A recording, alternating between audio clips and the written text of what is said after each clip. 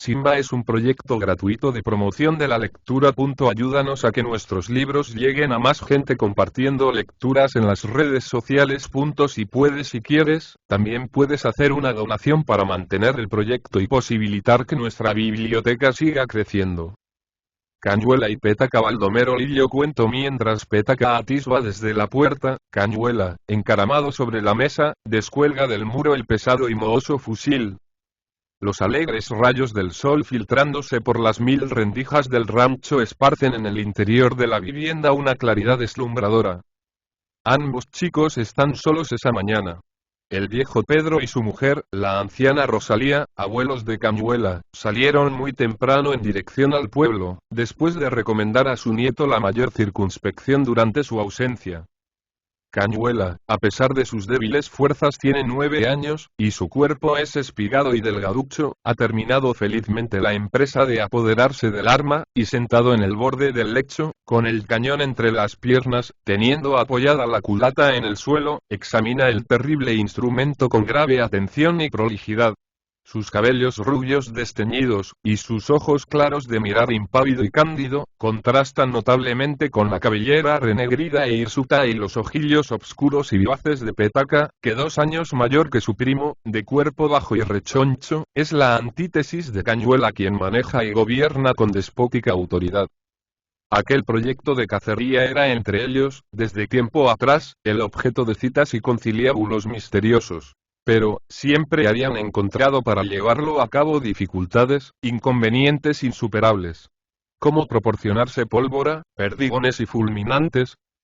Por fin, una tarde, mientras Cañuela vigilaba sobre las brasas del hogar la olla de la merienda, vio de improviso aparecer en el hueco de la puerta la furtiva y silenciosa figura de Pétaca, quien, al enterarse de que los viejos no regresaban aún del pueblo, puso delante de los ojos asombrados de Cañuela un grueso saquete de pólvora para minas que tenía oculto debajo de la ropa.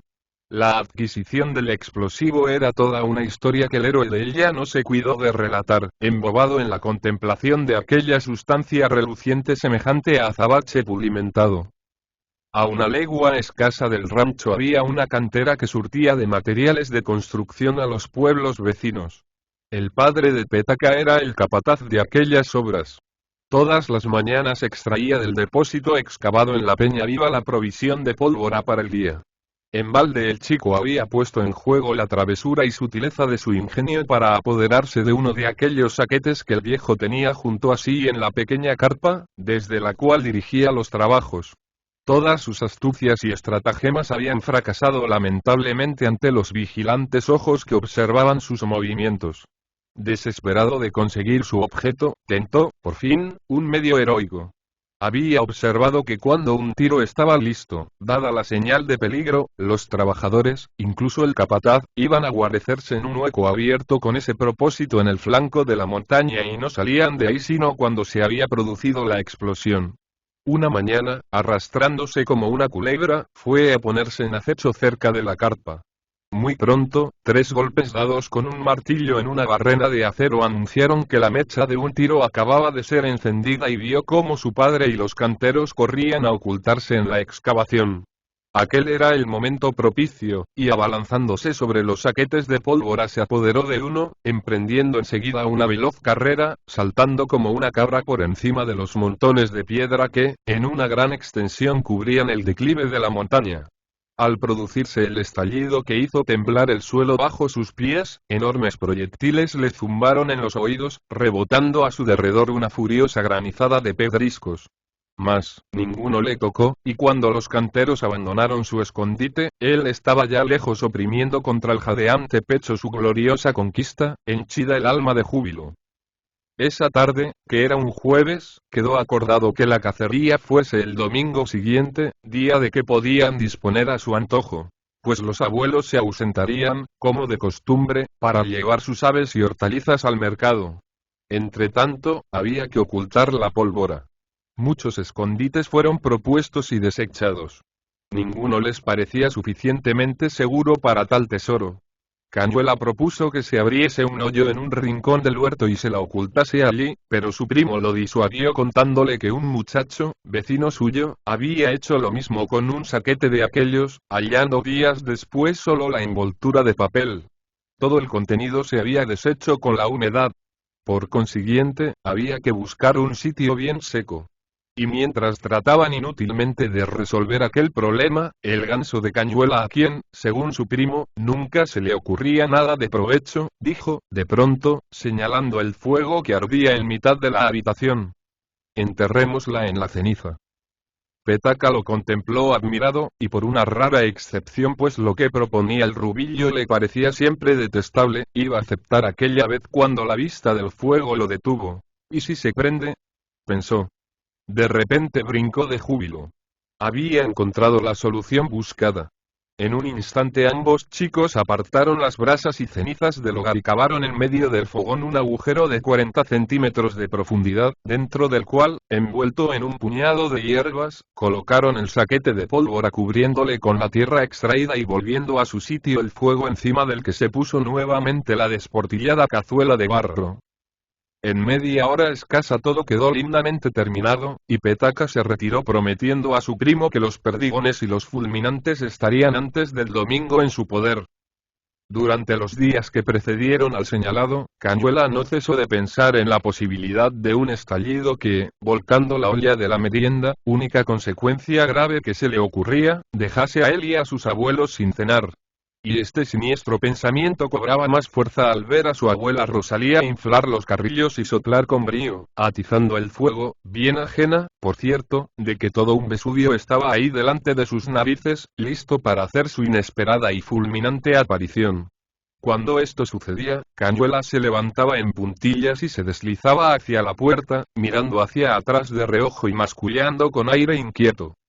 Ahora sí que revienta, caramba. Pero no reventaba, y el chico fue tranquilizándose hasta desechar todo temor.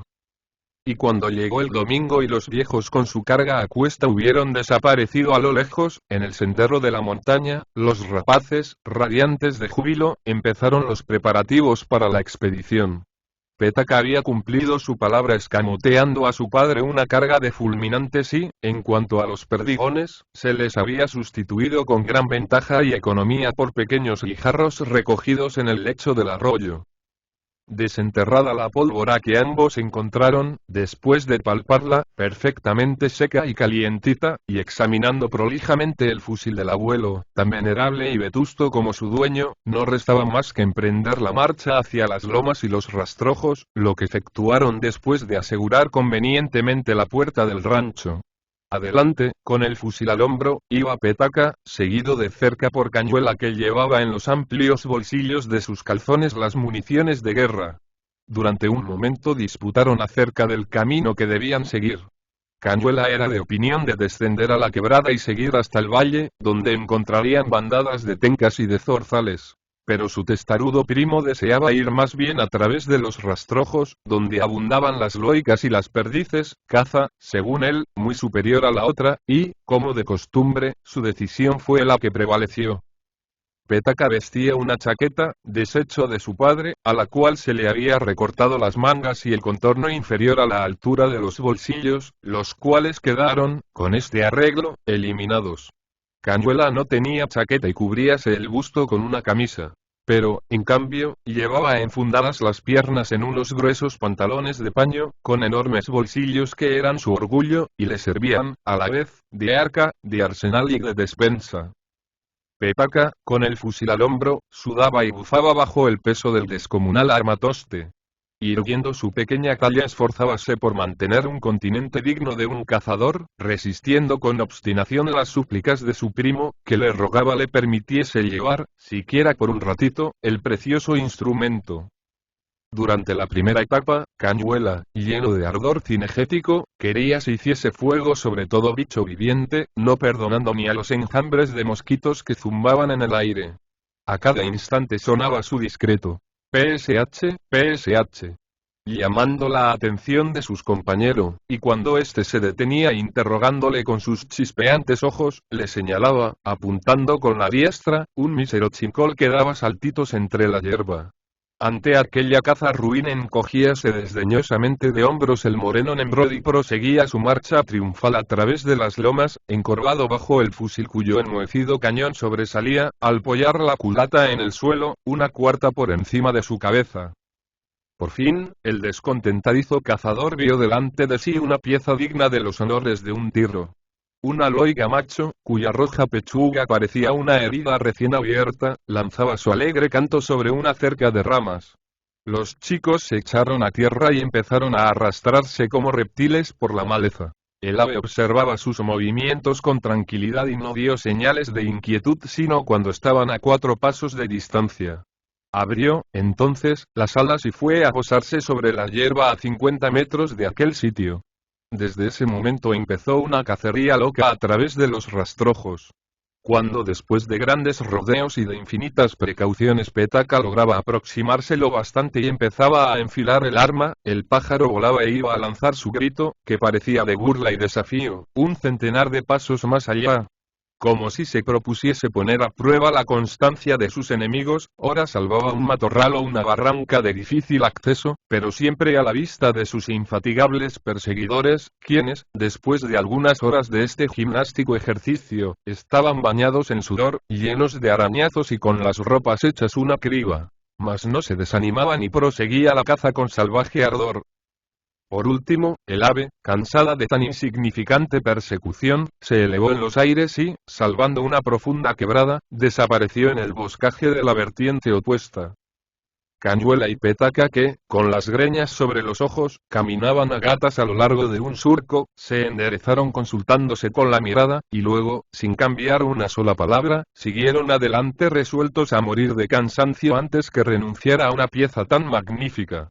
Cuando, después de atravesar la quebrada, rendidos de fatiga, se encontraron otra vez en las lomas, lo primero que divisaron fue la fugitiva, que posada en un pequeño arbusto estaba destrozando con su recio pico los tallos tiernos de la planta. Verla y caer ambos de bruces sobre la hierba fue todo uno. Petaka, con los ojos encandilados fijos en el ave, empezó a arrastrarse con el vientre en el suelo remolcando con la diestra penosamente el fusil. Apenas respiraba, poniendo toda su alma en aquel silencioso deslizamiento. A 4 metros del árbol se detuvo y reuniendo todas sus exhaustas fuerzas se echó la escopeta a la cara. Pero en el instante en que se aprestaba a tirar del gatillo, Cañuela, que lo había seguido sin que él se apercibiera, le gritó de improviso con su vocecilla de clarín, aguda y penetrante.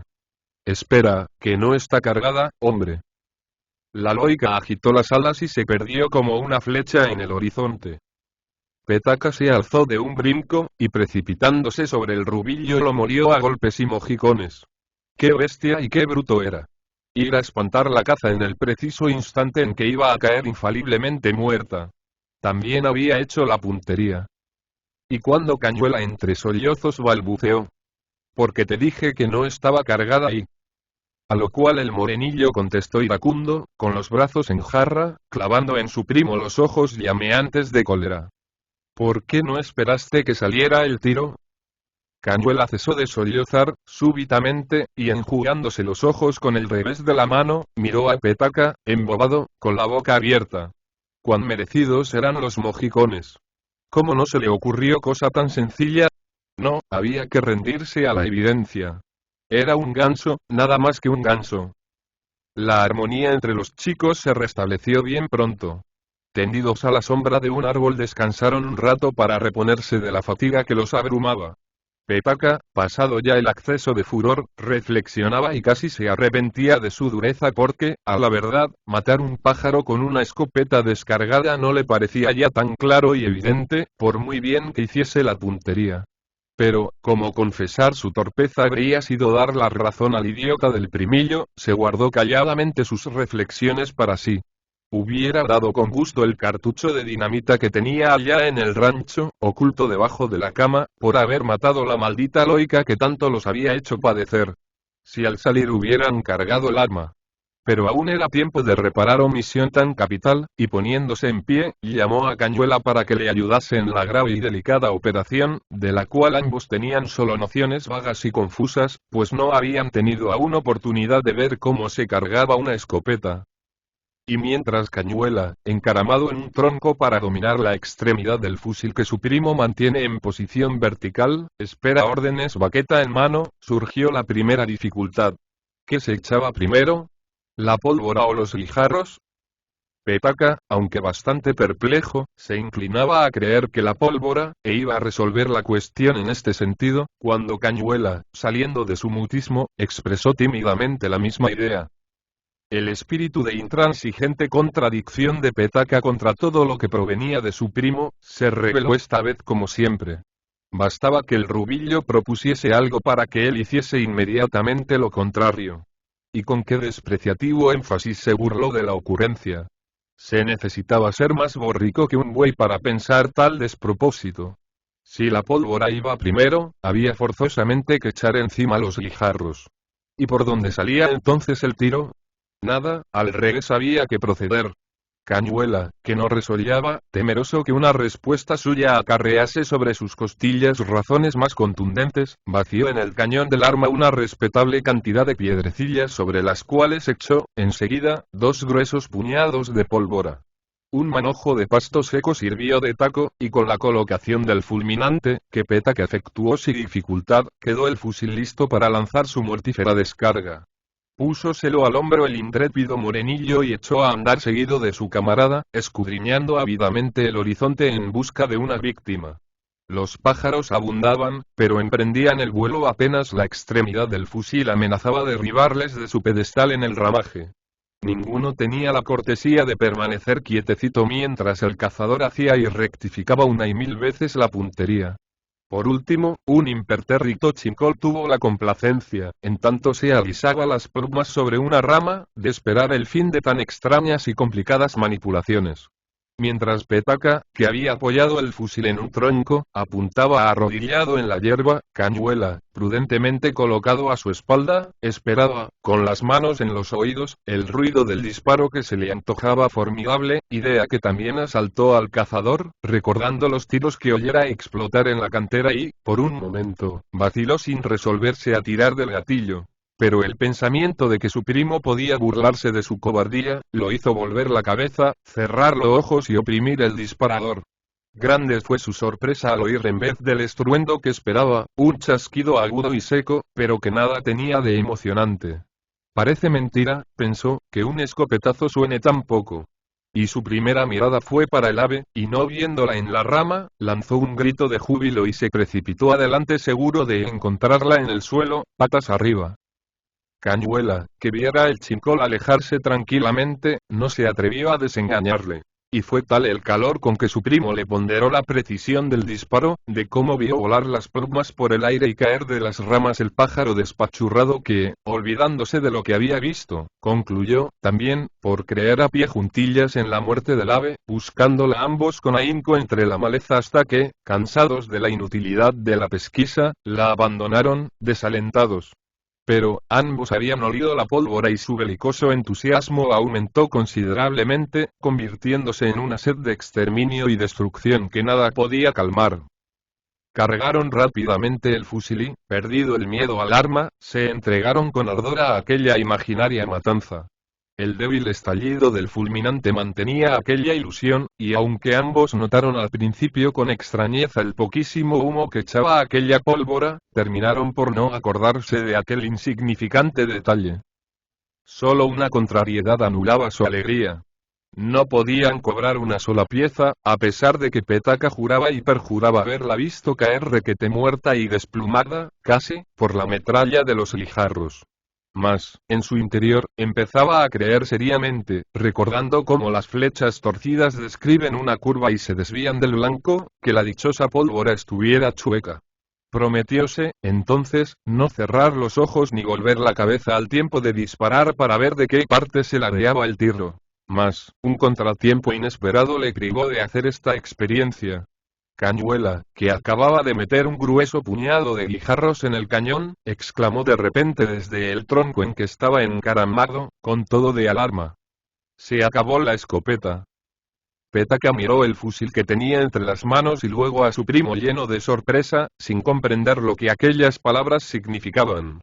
El rubillo le señaló entonces la boca del cañón, por la que asomaba parte del último taco. Inclinó el arma para palpar la abertura con los dedos y se convenció de que no había medio de meter ahí un grano más de pólvora o de lo que fuese. Su entrecejo se frunció. Empezaba a adivinar por qué el armatoste había aumentado tan notablemente de peso.